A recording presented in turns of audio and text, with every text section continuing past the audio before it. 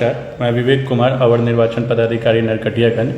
आज अब आप सभी के समक्ष विशेष गहन पुनरीक्षण अंतर्गत जो गन्ना प्रपत्र प्रारूप आप सभी को अपने बीएलओ से प्राप्त होगा, उसे किस प्रकार भरा जाना है इसकी जानकारी संक्षिप्त में दूंगा।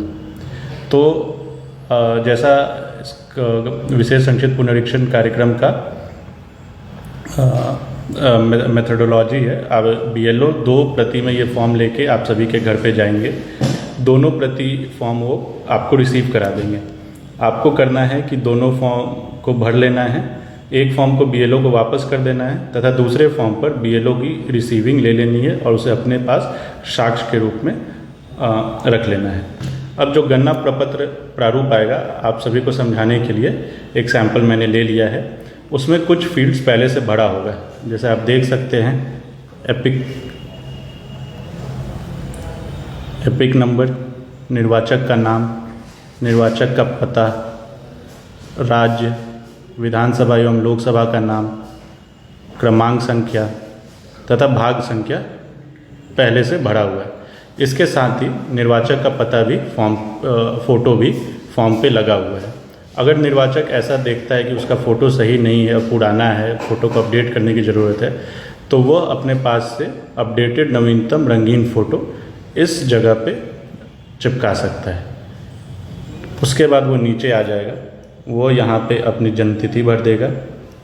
अगर उसके पास आधार है, जो ज़्यादातर लोगों के पास है, तो वो अपना आधार यहाँ पे अंकित कर देगा। आप देख सकते हैं कि ये वैकल्पिक है, आप चाहे तो इसको छोड़ भी सकते हैं। यहाँ पे मतदाता को अपना मोबाइल नंबर डालना पड़ेगा। मोबाइल नंबर हो सकता है कि एक परिवार में एक ही मोबाइल हो, तो कोई दिक्कत की बात नहीं है, वह एक मोबाइल नंबर सारे परिवार के लोगों के लिए मान्य होगा। फिर जिस भी मतदाता का ये फॉर्म है, वो अपने पिता या गार्जियन का नाम यहाँ पे भरेगा। उसके बाद अगर उनके पिता का एपिक नंबर है तो वो यहाँ पे डाल देगा, लेकिन ये भी अगर उपलब्ध है तभी, अगर नहीं है तो आप इसे खाली छोड़ सकते हैं, कोई दिक्कत नहीं। उसके बाद मतदाता अपने माता का नाम इस स्थान पर भरेंगे और अपनी माताश्री का नंबर, एपिक नंबर यहाँ पे डाल देंगे यदि उनके पास उपलब्ध है। साथ ही अगर उस मतदाता की शादी हो गई है तो अपने जीवन साथी का नाम इस फील्ड में डाल देंगे और उनका एपिक नंबर यहाँ पे डाल देंगे। जैसा आप देख सकते हैं कि यहाँ जितने भी फील्ड दिए गए हैं जिसमें माता पिता या जीवन साथी का नाम है, ये मैंडेटरी है, कंपलसरी आपको डालना ही है। एपिक नंबर उनका कंपलसरी नहीं है, लेकिन हम आप सभी से अपील करेंगे कि आप इसे डालें ताकि आप सभी का नाम एक साथ रहे। उसके बाद आपको नीचे घोषणा भरना होगा। घोषणा जैसे आप देख सकते हैं, आपको करना होगा कि मैं 18 वर्ष से अधिक का हूँ, उपरोक्त पता जो ये पता है आपका जो पहले से भरा हुआ है का साधारण निवासी हूँ, भारत का नागरिक हूँ। और आप देख सकते हैं इन तीनों के अलावा आपको एक एडिशनल यहाँ पे घोषणा करना पड़ेगा। अब ये घोषणा आपके जन्म तिथि के अनुसार होगा और उसी के अनुसार आपको डॉक्यूमेंट भी लगाना पड़ेगा। अगर आपका जन्म 1 जुलाई 1987, यह डेट बहुत ज़रूरी है, 1 जुलाई 1987 से पहले हुआ है, तो इस फॉर्म में जब आप देखेंगे यहाँ पे 11 डॉक्यूमेंट्स लगे हुए हैं, उसके बारे में भी मैं आपको जानकारी दे दूँगा। तो उसके साक्ष्य के रूप में आप अपना उन 11 डॉक्यूमेंट में से कोई एक डॉक्यूमेंट लगा सकते हैं। अगर आपका जन्म, जैसा मैंने बताया, 1 जुलाई 1987 से पहले हुआ है।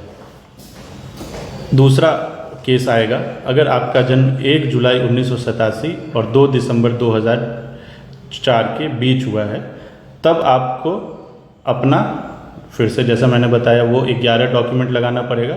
साथ ही आपको अपने माता या पिता में से किसी एक का भी उन 11 डॉक्यूमेंट में से एक डॉक्यूमेंट लगाना पड़ेगा। पिछले केस में क्या था कि 1 जुलाई 1987 से पहले जन्मे व्यक्ति को सिर्फ अपना डॉक्यूमेंट लगाना था, लेकिन 1 जुलाई से 1987 से लेकर 2 दिसंबर 2004 के बीच जन्मे व्यक्ति को अपने साथ साथ अपने माता या पिता में से किसी एक का डॉक्यूमेंट लगाना है। फिर तीसरा केस हमें क्या मिल सकता है, अगर आपका जन्म 2 दिसंबर 2004 के बाद हुआ है, तो इस केस में आपको क्या करना है, इस केस में आपको 3 डॉक्यूमेंट्स लगाने पड़ेंगे। एक तो अपना देना पड़ेगा, अपने पिता का देना पड़ेगा और अपने माताश्री का देना पड़ेगा। तो टोटल 3 डॉक्यूमेंट आपको यहाँ लगाने पड़ेंगे। डॉक्यूमेंट क्या होगा, वही डॉक्यूमेंट होंगे जो नीचे आपको 11 डॉक्यूमेंट्स की सूची बनी हुई है उसी फॉर्म में, उन्हीं में से एक कोई, सभी 11 नहीं, एक डॉक्यूमेंट्स लगाना पड़ेगा, लेकिन यहाँ पे 3 लोगों के लिए लगाना पड़ेगा। चौथा केस क्या हो सकता है कि आप भारत का नागरिक है लेकिन आपका जन्म भारत के बाहर हुआ है। तो ऐसे केस में उस व्यक्ति का जन्म जिस भी देश में हुआ है वहाँ पे भारतीय मिशन, जो भारतीय राजदूत होते हैं, उनके द्वारा जन्म प्रमाण पत्र जारी किया जाता है, उसको आप संलग्न कर सकते हैं।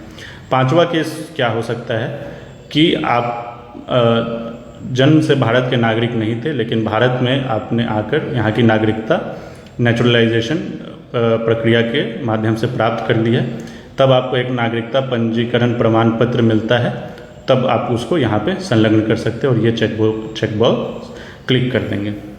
उसके बाद आपने डॉक्यूमेंट लगा दिए, उसके बाद आप यहाँ पे किस डेट को फॉर्म भरे हैं ये डेट वहाँ पे डाल दीजिए, स्थान जहाँ आपका घर है वो डाल दीजिए, और यहाँ पे अगर आप हस्ताक्षर करने में सक्षम हैं तो यहाँ पे अपना हस्ताक्षर कर दीजिए, या जैसा लिखा हुआ है बाएं हाथ बाएं अंगूठे का निशान यहाँ पे आप लगा सकते हैं। आशा है कि आप सभी लोग इस फॉर्म को कैसे भरना है उसके बारे में अच्छे से जानकारी प्राप्त कर ली होंगी। धन्यवाद।